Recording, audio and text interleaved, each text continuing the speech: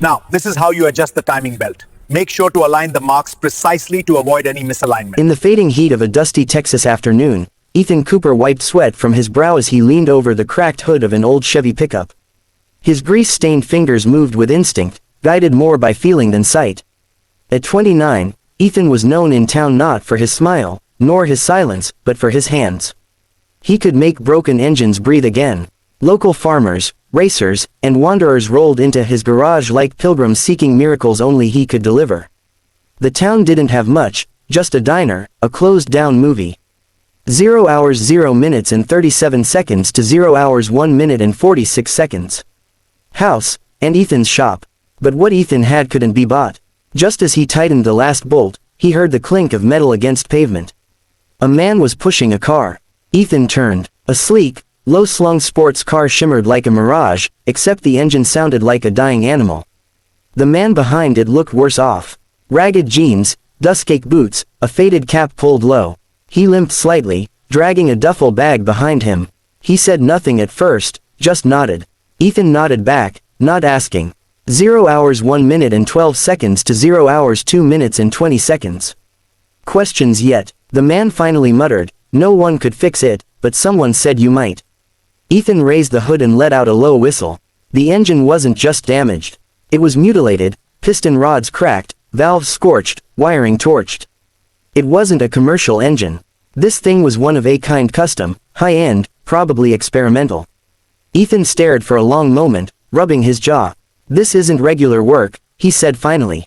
The man shrugged. "Ain't asking." 0 hours 1 minute and 45 seconds to 0 hours 2 minutes and 55 seconds. "For regular, just asking if you'll try." Ethan met the stranger's eyes. Tired hazel with a flicker of desperation. He nodded once and gestured to the bay. The man limped the car in himself. No words of gratitude, just silence. Ethan began stripping the engine down that night. He didn't turn on music. The clang of tools, the buzz of the overhead light, the soft groan of the floorboards under his boots. This was his rhythm. As his hands moved over the unfamiliar engine, he sensed genius in its design and 0 hours 2 minutes and 20 seconds to 0 hours 3 minutes and 29 seconds. Madness. Whoever built this had vision, but no patience. It was overpowered, overclocked, and dangerously ambitious. By morning, his hands were blistered. By the next night, his knuckles were bleeding. And still, the stranger said nothing. He slept in the corner on an old cot, watching Ethan like a ghost. On the third night, the storm came. Thunder cracked. Rain slammed the tin roof. But Ethan worked on. The rain washed the grease from his arms, but not his resolve. Every nut he turned was a small 0 hours 2 minutes and 55 seconds to 0 hours 4 minutes and 3 seconds. Rebellion against impossibility. He didn't ask for payment. He didn't ask for the man's name. It wasn't about any of that. He was possessed by the challenge. The impossible engine became a puzzle, and with every piece he cleaned, filed, or fabricated from scratch, it began to make sense. By dawn, it was reassembled. Frankenstein together from will, sweat, and genius. Ethan wiped his hands on a rag and stood in front of the car, suddenly unsure. He looked at the man sleeping in the cot. 0 hours 3 minutes and 29 seconds to 0 hours 4 minutes and 42 seconds. Then reached over and twisted the key. For a heartbeat, there was silence. Then the engine coughed, growled, and finally, with a roar so clean and pure, it felt like a declaration of war, it came alive. Ethan staggered back. The cart creaked, his client sat up, his eyes wide. Slowly, he stood and walked to the engine, and then, to Ethan's surprise, the man began to clap slowly, deliberately, each clap echoing through the rain silence. With one hand, the man pulled off his cap. With the other, 0 hours 4 minutes and 5 seconds to 0 hours 5 minutes and 14 seconds. He peeled away a fake beard. His posture straightened. The limp disappeared, and standing in front of Ethan now was Logan Hartwell, billionaire, automotive mogul, and CEO of Hartwell Motors. Ethan blinked. The name alone had weight. Hartwell was the mind behind some of the world's most cutting-edge engines, but also a man known for eccentric decisions and sudden disappearances. "I had to know if the legend was true," Logan said softly about a mechanic in the middle of nowhere who fixed the things everyone. 0 hours 4 minutes and 40 seconds to 0 hours 5 minutes and 50 seconds. Else gave up on. Before Ethan could speak, the sound of tires crunching gravel flooded the air. Two vans rolled up sleek, unmarked, and suspiciously quiet. Doors swung open. Camera crews stepped out, followed by sharply dressed PR assistants. A boom mic rose into frame. Ethan stepped back, overwhelmed. "What is this?" he asked, voice low. Logan smiled faintly. "Documentation, proof. You didn't just fix an engine. You solved a problem a billion-dollar team failed to crack, and you did it. 0 hours 5 minutes and 14 seconds to 0 hours 6 minutes and 15 seconds. Alone with basic tools and nothing but instinct, you didn't just fix this engine, Ethan. You may have just saved my company's future." Ethan stood frozen, oily hands limp by his side. The camera crews began circling the vehicle, marveling at the flawless hum of the engine. One journalist whispered, "Is this the unreleased Series Z prototype?" Logan didn't answer. Instead, he turned back to Ethan and said, "Tell me something. Why didn't you ask who I was?" 0 hours 5 minutes and 45 seconds to 0 hours 6 minutes and 50 seconds. "Why didn't you ask what this was worth?" Ethan shrugged, still stunned. "Didn't matter. Engine was broken. I fix broken things." Logan grinned. "Exactly why you're the only one who could have done it." He turned to the cameras. "Meet the most brilliant mechanic in America." Ethan shifted uncomfortably as microphones were pushed toward him. "Mr. Cooper, how does it feel to revive a multi-million-dollar prototype? Do you plan to work with Hartwell Motors? What do you want in return?" Ethan raised his 0 hours 6 minutes and 18 seconds to 0 hours 7 minutes and 23 seconds. Hands, blinking against the lights. "I didn't do this for headlines. I just fixed an engine." That line hit harder than he expected. Logan nodded at his PR team to stand down. "He speaks when he's ready," Logan said. Then he looked back at Ethan. That sly grin never leaving his face. "But I think the world is going to be listening." Logan waved over his assistant, a young woman named Claire, who approached with a leather binder. "This," she said softly to Ethan, "is a proposal. We'd like to bring you on as a 0 hours 6 minutes and 51 seconds to 0 hours 8 minutes and 7 seconds. Consultant." Ethan opened it and saw a number so large he exhaled sharply. "I'm not an engineer," he muttered. "I barely graduated high school," Claire smiled. "That's not what your hands say." Ethan looked back at the engine, still humming with life. He didn't need the money. He didn't crave the spotlight. But the challenge that he couldn't turn away from, and deep down, he already knew his answer. He didn't sign that night. Instead, he asked Logan a single question. "Why me?" Logan paused. 0 hours 7 minutes and 28 seconds to 0 hours 8 minutes and 43 seconds. "Because every genius I hired told me it couldn't be done. They had degrees, labs, software, but no heart. You listen to the machine. That's what makes you rare." Ethan nodded slowly. "I need a day to think." Logan agreed. "Take two." They shook hands. Grease on one side, designer cufflinks on the other. As the crew packed up and the storm gave way to sun, Ethan stood alone beside the engine that had changed his life, unsure if it had fixed more than just itself. The next morning, Ethan opened his 0 hours 8 minutes and 6 seconds to 0 hours 9 minutes and 13 seconds. Garage and found a sleek black car parked outside, shining unblemished, unmistakable. A note sat on the hood in Logan's handwriting. "When you're ready, come drive this to Detroit." Ethan chuckled. For the first time in years, he didn't feel stuck in the dirt. He felt like something had shifted. Purpose had knocked in. He'd answered. As he looked around his dusty garage, the silence felt different, not empty, just waiting. Waiting for what came next. Reporters bombarded Ethan with a flood. 0 hours 8 minutes and 39 seconds to 0 hours 9 minutes and 44 seconds. Of questions, their voices overlapping in a chaotic blur. Microphones were shoved in his face, flashes of cameras nearly blinding him. But Logan Hartwell raised his hand, silencing them all with quiet authority. "Let him speak when he's ready," the billionaire said firmly. The crowd hushed instantly. Ethan stood there in oil-stained overalls, overwhelmed by the sudden spotlight. This wasn't his world. His hands still carried grease from the engine he just brought back to life. 0 hours 9 minutes and 12 seconds to 0 hours 10 minutes and 16 seconds. He'd expected a handshake at best, not a media frenzy or national headlines by sunset. As the cameras eased away, Claire, Logan's elegant executive assistant, stepped forward. In her manicured hands was a sleek leather-bound folder. She smiled gently and offered it to Ethan. "We've been searching for someone like you, she whispered, leaning in just enough that it didn't feel like a corporate pitch. Ethan took it hesitantly, flipping through the contract without fully absorbing the 0 hours 9 minutes and 44 seconds to 0 hours 10 minutes and 51 seconds. Legal jargon. He closed the folder slowly and shook his head. I'm no engineer, he murmured, handing it back. Just a guy who listens to machines. His voice was humble but resolute. Claire paused, surprised by the quiet confidence in his tone. Logan chuckled from behind her. The kind of laugh that said he saw something his bored me. Exactly what my entire team forgot how to do, he said. That's why we're here, Ethan. Because you remember. 2 days later, Ethan found himself on a private 0 hours 10 minutes and 18 seconds to 0 hours 11 minutes and 23 seconds. Jet for the first time in his life. The plane hummed quietly above the clouds, sleek leather seats and polished wood.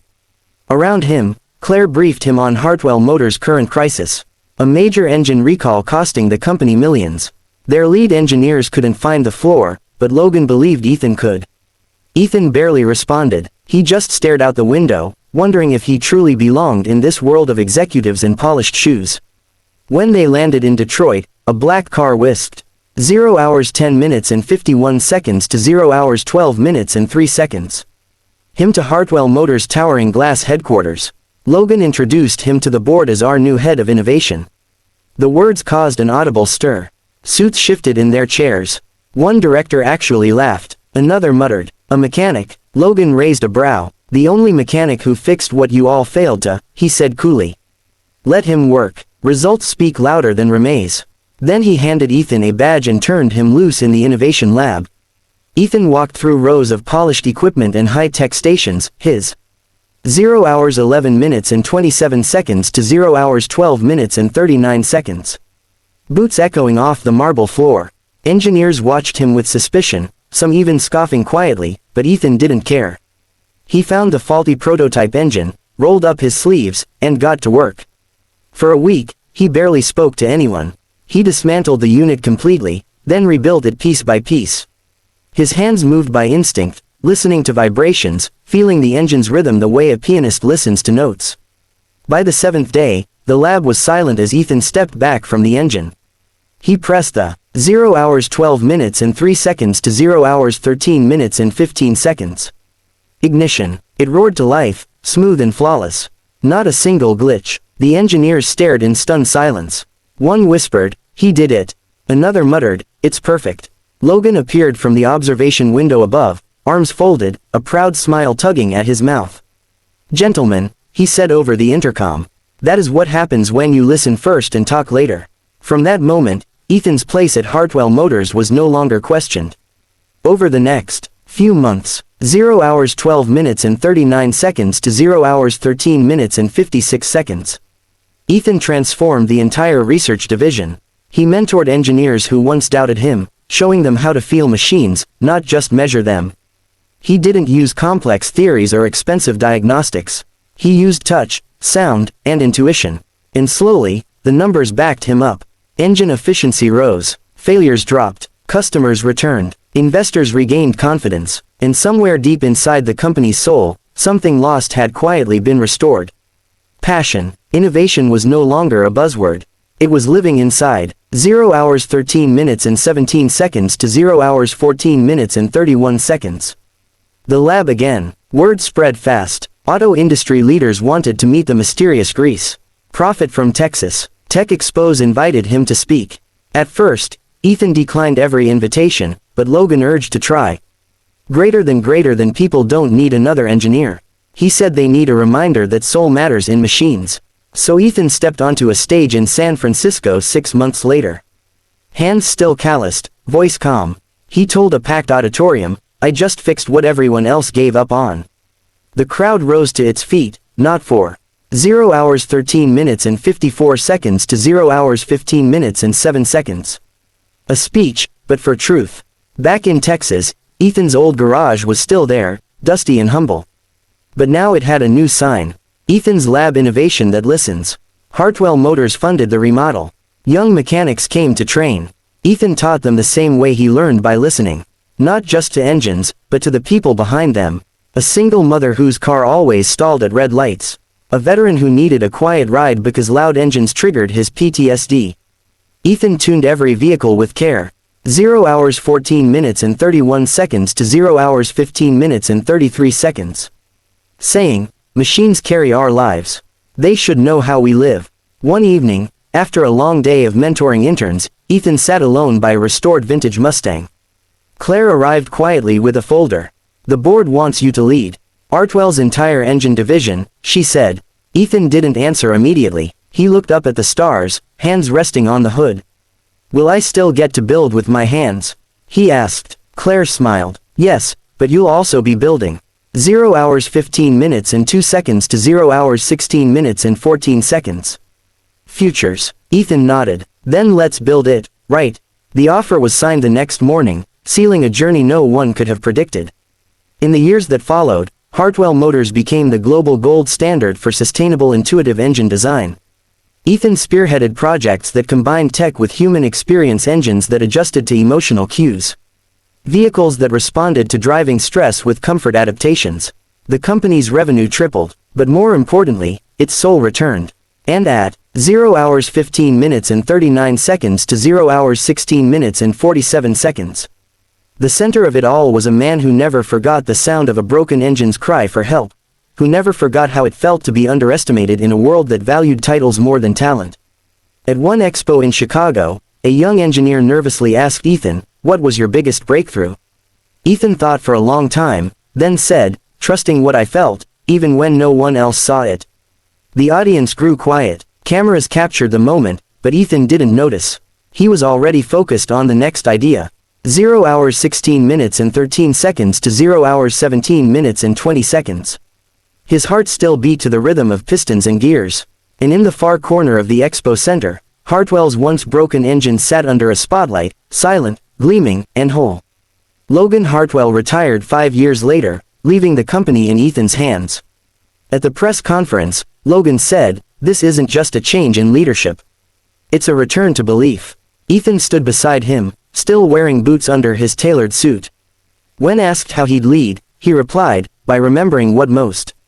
0 hours 16 minutes and 46 seconds to 0 hours 17 minutes and 54 seconds. Forget that impossible is just a word spoken by those who stopped trying. The room erupted in applause.